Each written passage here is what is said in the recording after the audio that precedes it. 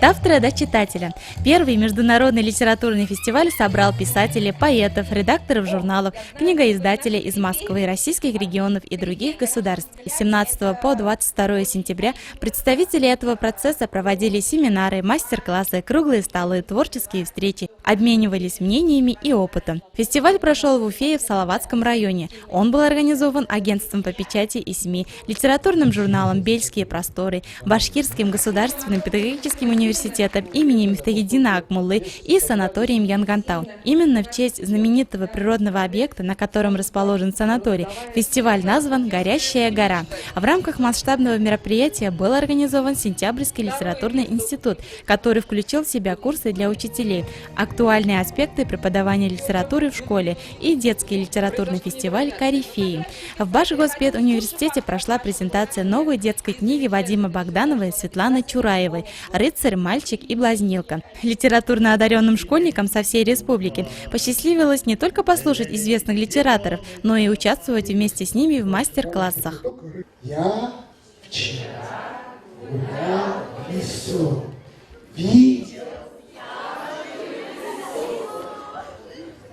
а на листике в лесу видел свежую росу. Не обошлось и без поэтических выступлений юных читателей. Что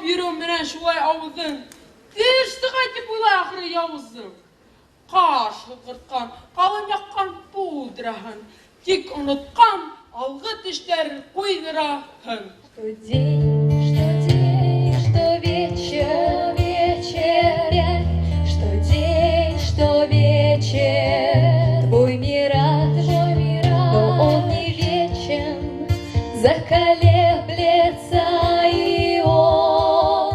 В рамках фестиваля БГПУ посетил писатель, сценарист, историк, автор детективных и исторических романов Юзуфович Леонид Абрамович. Читательская конференция по его роману «Зимняя дорога» состоялась в центральном читальном зале библиотеки университета. Участники конференции в своем выступлении отметили, что роман произвел на них большое впечатление, поскольку в нем автору удалось встать над схваткой красных и белых и показать братоубийственную гражданскую войну с необычного, почти космического ракурса.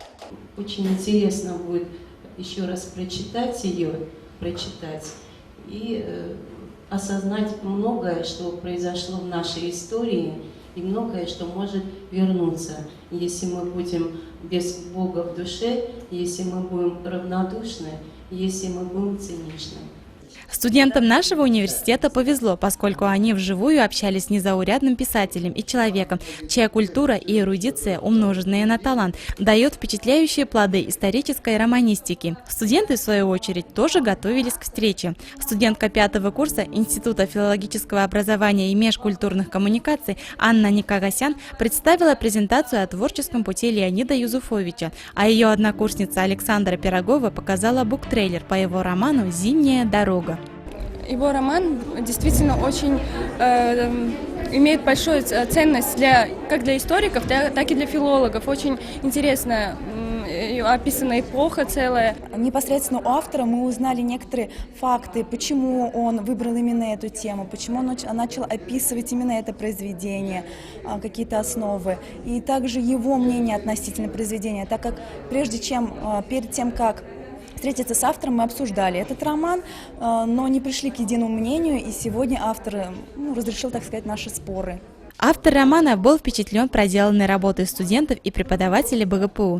Участники, в свою очередь, поблагодарили Леонида Юзуфовича за ценный труд. Выступления преподавателей мне показалось очень интересным. Я слушал с огромным интересом, не только потому, что они меня хвалили, а просто вот сам тон выступления, сама аргументация. И я подумал, что как здорово, что у студентов есть такие замечательные преподаватели. И мне очень понравился трейлер, который сделала Александра Пирогова.